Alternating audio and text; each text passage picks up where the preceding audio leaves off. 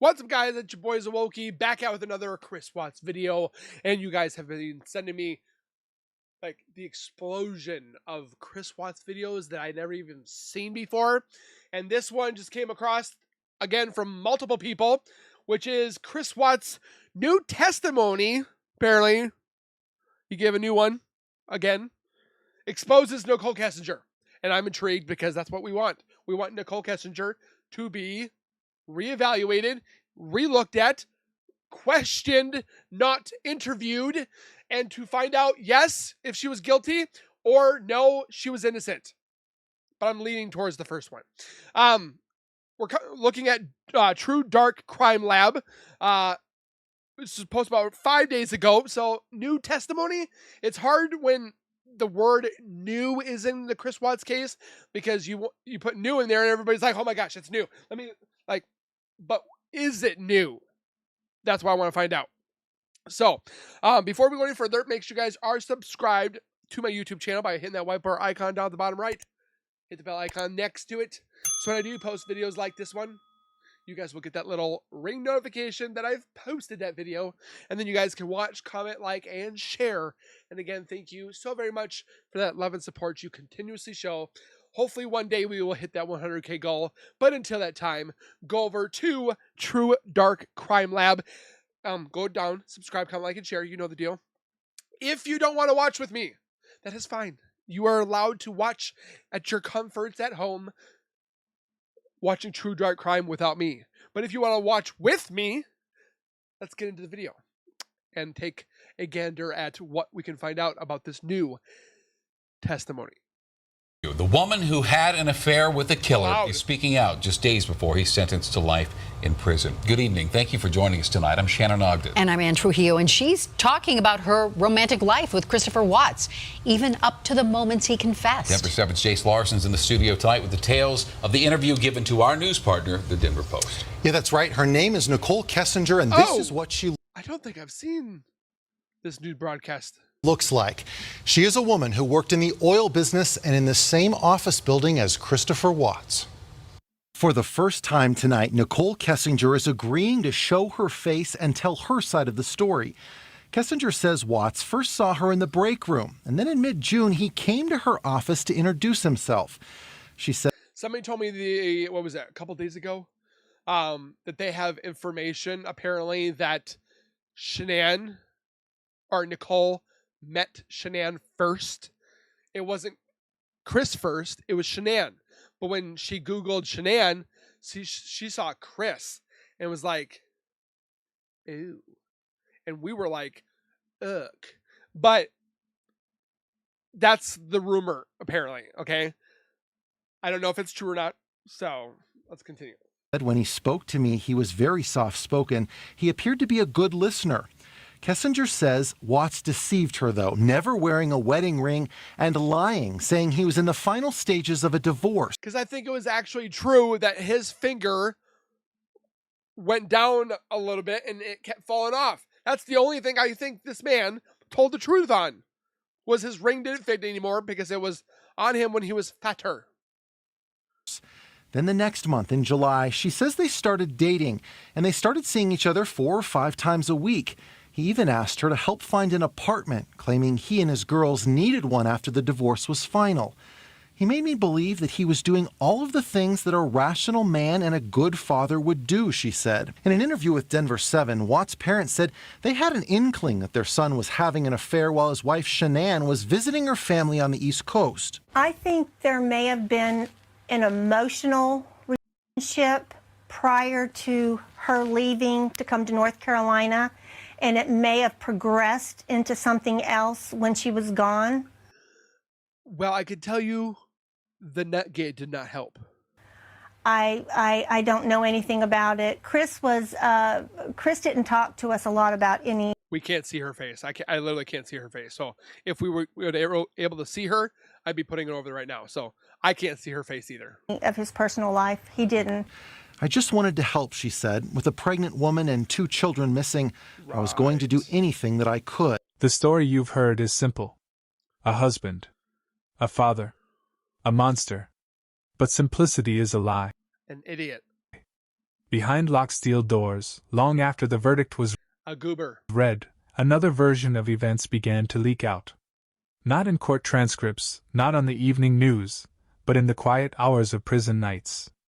Men in neighboring cells, pen pals with hidden letters, voices that had nothing to gain, all repeating the same disturbing words. Whispers that the man America condemned wasn't the only one responsible. Whispers that someone else, someone who walked free, may have played a role. If that's true, then the justice you celebrated was only half complete. And the real story has yet to be told. This film will not comfort you. It will not leave you safe. Probably gonna piss me off. By the end, you will be forced to confront a question no one wants to ask. Who really killed that family? And why has the truth stayed buried this long? On the surface, their lives looked picture perfect. A young couple in Colorado, raising 2 little girls in a neatly trimmed subdivision, sharing their joy with the world one Facebook post at a time. Sean, glowing with pride, filmed every milestone, every smile, every small victory of family life. And they make fun of her and call her names because she liked to post about her family. Her husband appeared by her side in photos, quiet but steady, the image of the supportive partner. Together, they looked like the dream. But behind those polished clips and cheerful captions, cracks were forming. Bills piled up. Arguments brewed. A marriage stretched thin under the weight of expectations. Neighbors saw only the happy updates online. What they didn't see was the tension mounting inside the walls of that home. To Shanann's friends, she was devoted, a woman who lived for her daughters, Bella and Celeste, and for the child she was carrying. She was so cute. To Chris, she was loyal, sometimes demanding, but always invested in their future. The kind of wife who never let go of hope, even when the man she trusted began to. There are guys that would kill for this. To have what Chris had. Drift further and further away. And while Sean planned family vacations, sketched out business ideas, and dreamed of a new chapter, Chris was already living a secret double life. One where another woman waited in the shadows. One where the dream of family was not enough. The story the world came to know begins here, in this contradiction. The perfect family that wasn't perfect at all. The home that seemed safe, but wasn't. The man who smiled for the cameras, even as his heart had already chosen someone else. Before we go further, take a moment. Where are you watching from? Drop your location in the comments section, and let us know how far this story is reaching. My chair. Welcome to True Dark Crime Lab. Thanks for being with us. Stay Who's tuned that for the creepy most girl? intense true crime stories. Don't forget to subscribe. It's free. While Sean worked tirelessly to hold her marriage together, Chris found escape in another world. At his job in the oil fields, he crossed paths with a woman who would soon consume his every thought, Nichol Kessinger. She was intelligent, independent, and curious. In their first conversations, she saw him as a quiet man, reserved but attentive. He told her what she wanted to hear. That he was separated, that his marriage was ending, that he was starting fresh. To her, he wasn't a family man with 2 little girls at home and another child on the way. He was freedom. He was possibility. Their relationship grew quickly, almost recklessly. They spent long hours on the phone, sent secret messages, met in quiet corners away from prying eyes. While Sean posted videos of family dinners, Chris was planning nights with Nicole. While Sean shopped for baby clothes, and thinking he could buy the Dead Scrolls. He was searching for vacation getaways with his mistress. The double life took root quietly, but it grew fast. Chris began working out more, changing his diet, reshaping himself into someone new. Friends noticed the change, but they didn't see the reason. They didn't see the late-night phone calls, the browser searches about moving forward with a new woman, the fantasy of erasing the old life and replacing it with something dangerous, something forbidden. That's like the dumbest To Sean, thing. Chris was slipping away. To Nicole, Chris was finally hers. And to Chris, caught he? between 2 worlds, the choice was becoming clear. One life had to end, for the other to begin. On August 12, 2018, Sean flew home late from a business trip. A friend dropped her at the door just after 2 in the morning. The house was quiet. Her daughters were asleep upstairs, their toys scattered across the floor from the day before.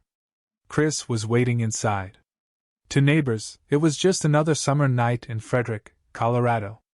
Nothing seemed unusual. But inside that house, everything was about to unravel. Shannon had been worried during her trip. Her texts to friends revealed fear, doubt, and a growing sense that her marriage was slipping away. She confided that Chris was distant, cold, avoiding even the smallest gestures of affection. That night, she returned determined to talk, to demand answers, to save her family if she still could. What happened after she walked through that door remains clouded in contradiction. The official record says one thing, but behind prison walls, Official record, though? Chris began telling another story. He spoke of an ultimatum delivered by the woman who wasn't supposed to exist, a choice between the life he had built. Apparently he has slipped up in his counseling that he has had about talking about NK and so forth. I'd like to see those notes. And if those could be public. Who knows? Maybe not, but... And the new one he craved. By dawn, Shannon and her unborn son would never leave that house alive. Bella and Cece would vanish, their laughter silenced. And Chris Watts, the quiet man next door, would transform into the most infamous husband and father in America. I think this making video or movies about the crime, I think that's like really tactful. I don't know. Maybe I'm wrong. Do you guys think it's tactful? I think it is. But according to those who listened to his hidden confessions, he didn't act alone. In the months after Chris Watts entered Dodge Correctional Institution, he lived in silence. But silence doesn't last long in prison. The walls are thin. The nights are long. And men with nothing but time listen carefully to every word. One of those men was Dylan Tallman, the inmate in the cell next door. He would later write that Chris opened up to him in ways he hadn't with anyone else. He described the hours leading to the murders not as a moment of rage, but as the result of an ultimatum. According to Dylan, Chris told him that Nicole looked him in the eyes and said, "It's your family or me." Those words, Dylan claims, were the turning point, a choice between the life he had built and the new life he imagined. Tallman says Chris confessed to meeting Nicole the next morning before work. Not in his kitchen. Not in his driveway. But at a secret rendezvous point on the way to the oil fields. Chris described her as calm, composed, and disturbingly casual about the night before. "She told me to just go to work like I was supposed to," Chris allegedly said. "She asked me about the girls. We talked it over for a while, and we decided that we could make it look like they went missing." When Dylan pressed him, asking whether Nicole had helped, Chris's response was a single word: "Yes." Tallman's account didn't stop there. He pointed to evidence he believed supported the story, the phone record showing Nicole's device pinging a cell tower near the Watts home that very morning. To Dylan, it wasn't coincidence. To him, it was proof. But to investigators, it was not enough. A single ping. A trace in the data. Nothing that could prove she was. But ask her this question. Why did your phone ping in Frederick, Colorado at this time, Nicole? Why were you around that area? Oh, I was having breakfast, or I was driving through, or I was stalking him, I was helping him, or I was on my way to work, or gonna have breakfast with him and then have a little powwow in the back of his truck. Like, you could have at least asked her the question and seen her response to that question. We didn't even get that. Was there. Nothing that could prove she was involved. Yet Dylan Tallman remained convinced. And his testimony marked the first time Chris Watts's prison words began to pull Nichol Kessinger directly into the center of the murders. And disturbingly, Dylan was not the only one who heard this version. If Dylan Tallman's words painted Nicole as an accomplice, another inmate's account went even further. David Carter, a man who shared the same prison unit as Chris Watts, remembered conversations that would change everything he thought he knew about the case. According to Carter, Chris described the killings not as a solitary act, but as a division of roles. Carter recalls him saying, She killed the girls, and I killed Shannon. At first, Carter didn't believe it. Inmates lie. They exaggerate. They seek attention. But as the nights wore on, Chris repeated the same details, never wavering, as if trying to cleanse himself by shifting the weight of guilt onto someone else. Of course. Carter pressed him for clarity. Why can't Kay did it? Did she really do it? He asked. Chris allegedly answered. Yes. She smothered them, and I strangled Shannon. The explanation chilled Carter. Chris insisted that because Bella and Cece were his daughters, he couldn't bring himself to kill them. That, he claimed, is why Nicole was the one who silenced their small voices forever. But so again, all these different testimonies or whatever he's saying, why aren't we validating it? Because, oh, he said the first one, done and over with. So, like, they believed him then, but they won't believe him now? Carter says Chris went further. He told him he was still protecting her. He said he didn't want her to go to prison. That's why he took the blame. For Carter, this was not just a confession. It was an attempt to rewrite the narrative, to drag Nicole into the blood-soaked truth of that night. And whether it was the ramblings of a guilty man or a glimpse of a darker reality, the words were unforgettable. 2 inmates. 2 separate accounts. Each pointing to the same woman. Each describing her not as a bystander, but as a participant. If Chris Watts was lying, why tell the same story to men who owed him nothing? Right? And if he was telling the truth, how did she walk away untouched? What is David and Dylan going to get out of it? It's not like he can sell the answers or sell the word. Prison walls do not just echo with whispers. He tried a book. They also preserve ink. From behind bars, Chris Watts began writing letters. Long, meandering, sometimes drenched in scripture, sometimes dripping with blame. And in those pages, one name kept returning. He didn't call her Nicole. He called her something else. Jezebel. In one letter he wrote, I have always taken full responsibility for what I did, even though I was misled by a wicked woman. She was a harlot, a Jezebel who led me astray, who spoke sweet words of destruction. But I will let God have his justice with her. I was weak and I let her cloud my morals and my judgment. What about you? In another, he quoted scripture. The words of a strange woman drop as honeycomb, but her end is bitter as wormwood. The verses were centuries old, but his meaning was clear. He was casting Nicole as the seductress who lured him. Does that mean they broke up? Him into ruin. To his pen pals he described her as the death of me. He said her power over him was constant, suffocating. She was, and also you, because you believed every word she said. Had it not been for her, he allegedly wrote, my family would still be alive today. The letters were soaked in self-pity, but they also revealed a pattern. Every attempt at redemption was paired with condemnation. Every plea for forgiveness was shadowed by accusation. And as these writings surfaced, a chilling question spread beyond prison walls. Was this the voice of a man seeking salvation? No. Or a man carefully shifting the blame onto the woman who had already vanished from sight? For the families of Sean and Bella and Celeste, he doesn't want to look bad for the one moment in time that he had done. It's not like you stole a Snickers at your local Walmart. You murdered your family, dude. The words felt like poison. For the public, they felt like gasoline on a fire that refused to die out. And for Nichol Kessinger, wherever she was, the letters made sure her name would never disappear. Not all of Chris Watts's words stayed hidden in prison. Some left those walls, carried through the pen of a woman who began writing to him. A woman who became his most persistent confidant, author Sherilyn Cadle. Yep. Through letters and conversations, Watts opened up. And there's people out there that are saying that Cadle's information is completely whack. Like, no one is happy with anybody. And their books or anything. Like, back in the day, you could read a book and be like, oh, yeah, that was really good. Now it's just like, oh, she's trash. Like, it's just everything is bomb, crap, garbage. That's all you hear anymore. Even me. They say, oh, Sawokie's crap. Or all the other channels that are out there. They're crap. They're crap. They're like, not everybody can be crap. To her in ways he hadn't in any courtroom. Cadle later shared that what he revealed to her was not just guilt, but planning. He told her the murders had been forming in his mind for weeks. That the affair was not a passing temptation, but well, the first thing that we saw was the oxycodone. An obsession that grew until it swallowed everything. In his correspondence with Cadle, he spoke of Nicole not as a casual mistress, but as a force that consumed him. She pulled at me constantly. You let it. He confessed. Had it not been for her, my family would still be alive. Cato remembers they? the language he used. He described Nicole as everything my wife wasn't.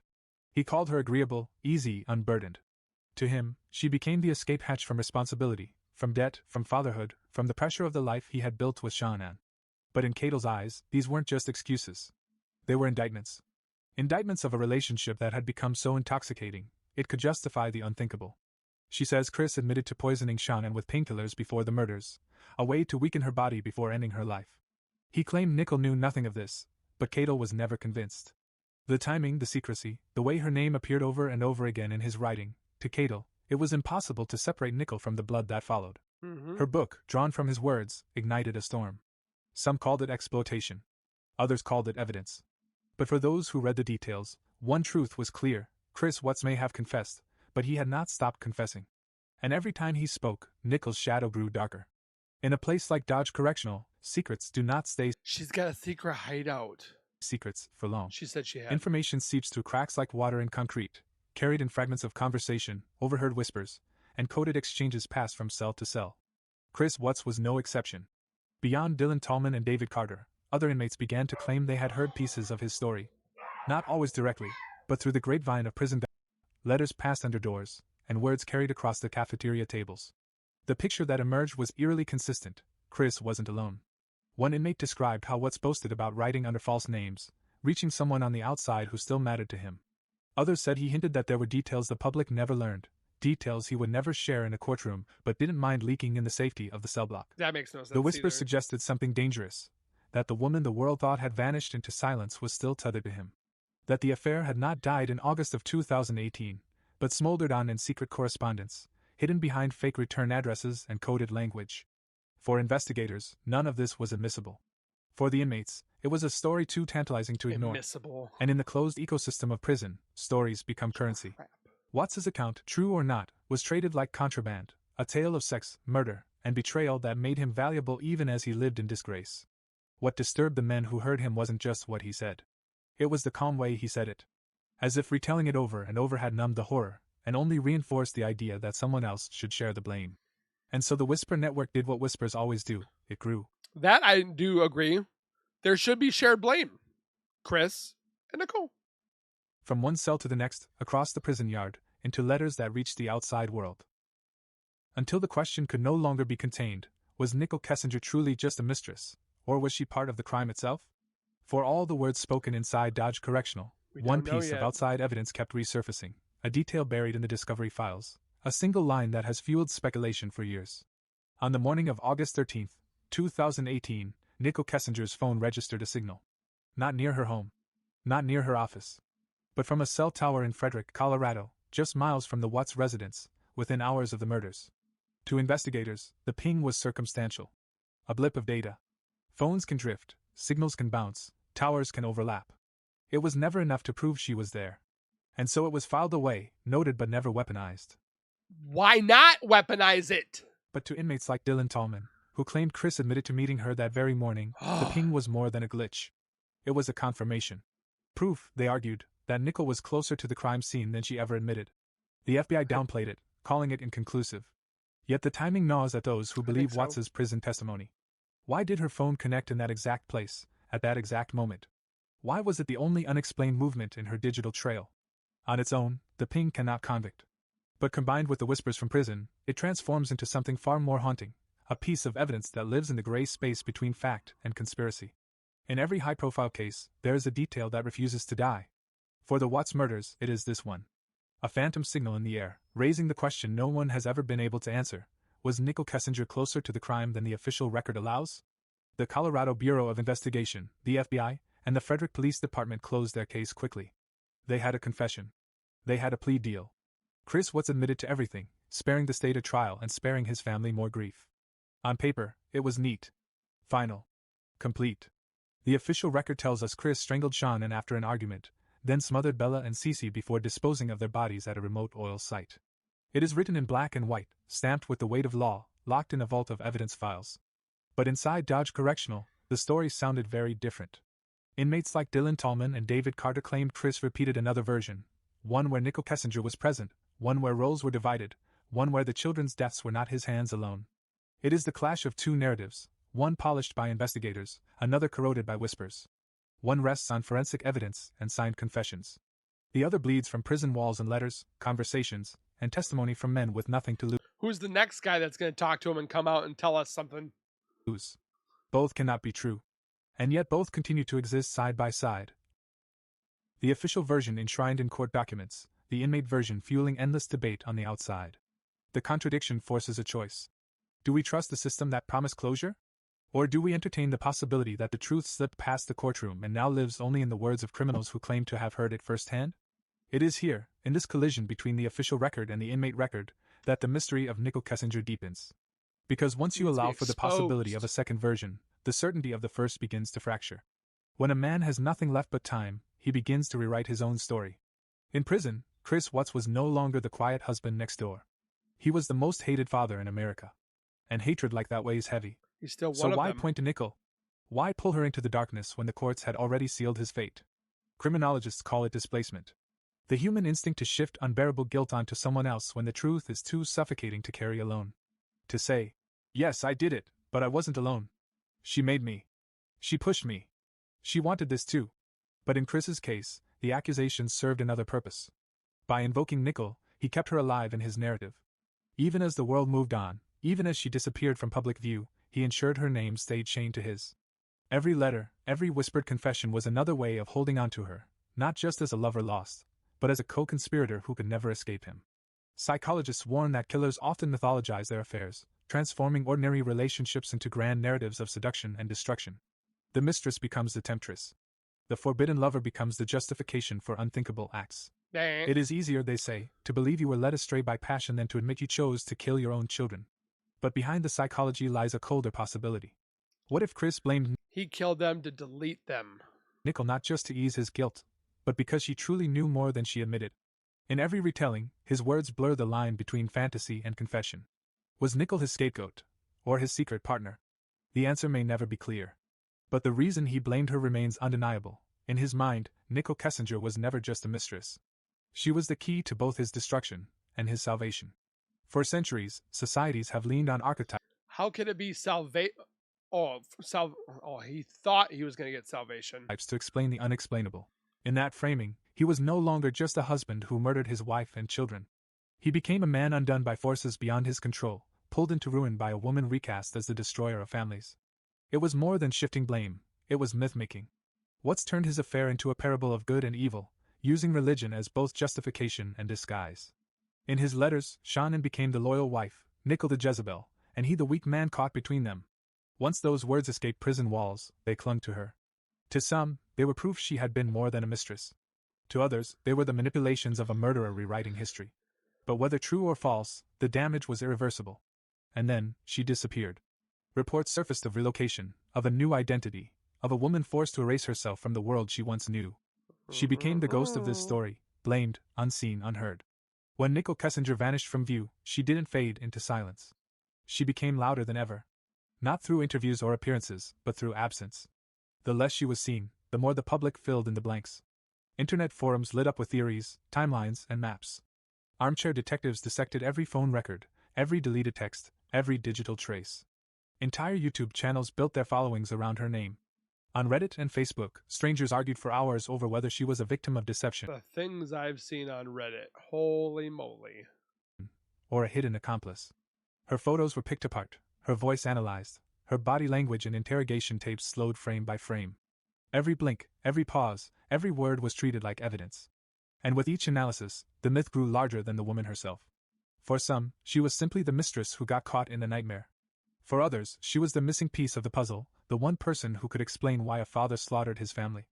The debate raged not in courtrooms, but in living rooms, chat rooms, and late-night conversations across the country. Public obsession did what obsession always does. It blurred the line between fact and fantasy. The Jezebel archetype escaped the prison letters and landed squarely on her shoulders. And in the vacuum of her disappearance, that image hardened. Nichol Kessinger had not been convicted of anything. She had not even been charged.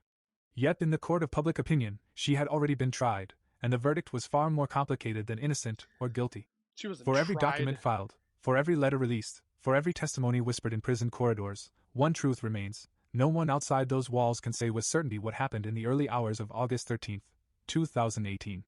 The official record closes the case. It says Chris Watts acted alone. It says he strangled his pregnant wife, smothered his daughters, and discarded their bodies in the fields where he worked. That is the version signed, sealed, and judged final. Yet, in the shadows of that certainty, questions refuse to die. If the case is so simple, why do his stories keep changing? Why do inmates repeat similar details that point in the same direction?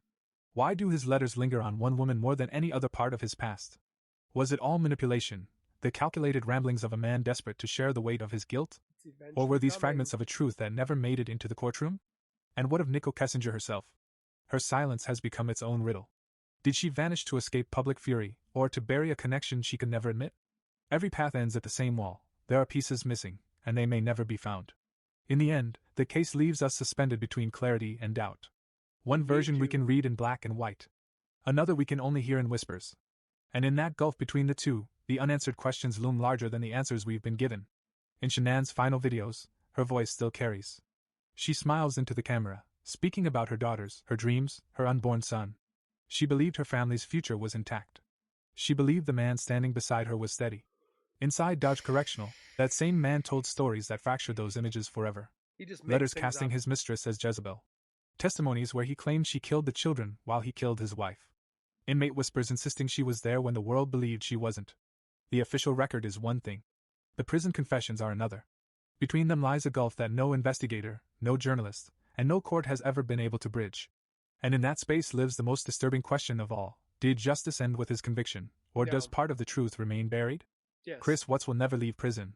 His words will never stop shifting. Nichol Kessinger, wherever she is, remains invisible, her silence as loud as his accusations. The families left behind live with scars that no theory, no letter, and no testimony will ever heal. And so, the contradiction lingers. The smiling family videos. The whispered prison confessions. The woman who disappeared. The story that refuses to rest. This case is over, but it will never truly be closed. If you believe stories like this must be told, if you believe truth deserves to be confronted no matter how dark, then join us. Share this story. Add your voice to the debate. And don't forget... It definitely makes you kind of like a sucker punch in the chest, knowing that at this moment we can't do anything. That's why we try to find anything, little pieces and so forth.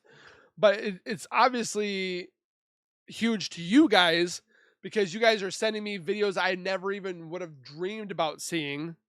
Even like the one we saw yesterday, that was a doozy. I'm trying to find more evidence on that, trying to see if I can find out if there was where he got the burner phone. Like, I'm trying to credit this source or this info that we got yesterday to see if it's credible or if it's completely crap. But yeah, when you hear things like this, that it's not going to be solved right now, it's kind of up in the air, lingering around. We can't really do anything at the moment. It's just like, you want to like, you get so frustrated that nothing's being done legally or physically, like going through the motions of talking to Nichol Kessinger, and instead of interviewing her, interrogating her. Like, the amount of easy questions this woman had. I'm surprised they didn't ask her what her favorite color was. That's how easy they were. I've been watching crime videos for the past 3 hours while making my videos and so forth like that. And seeing... I just lost my train of thought. Oh, and seeing the people in there for like accessory, or they knew about it. The person drove the car. They didn't even know that it was going to happen, apparently. That guy got 25 years because he drove the car. He didn't know that there was going to be a murder taking place. He was driving his friends around. And then poop, poop. Guy capped somebody, and then they took off, and he got in trouble because his tire matched the mud that was there. But yet Nicole couldn't have been questioned that harsh. I don't know. Let me know your guys' thoughts. I definitely want to find out about this counselor that has been with Chris, talking and so forth. Because he's probably telling people that he's got mental problems because apparently he's talking in his jail cell. Is what the rumor is going around. Is he talks to himself. He does a lot of pacing in his cell. I mean, what else do you got to do? So definitely interesting video I posted yesterday, but it kind of goes into this one with the new testimony that he keeps changing ever so, like every 2 to 3 years, he keeps changing it. I just would like to know your thoughts and your opinions on this video. Again, I thank you guys for being here. Please take care, be safe. As always, keep nerding on, and we will see you guys in the next video.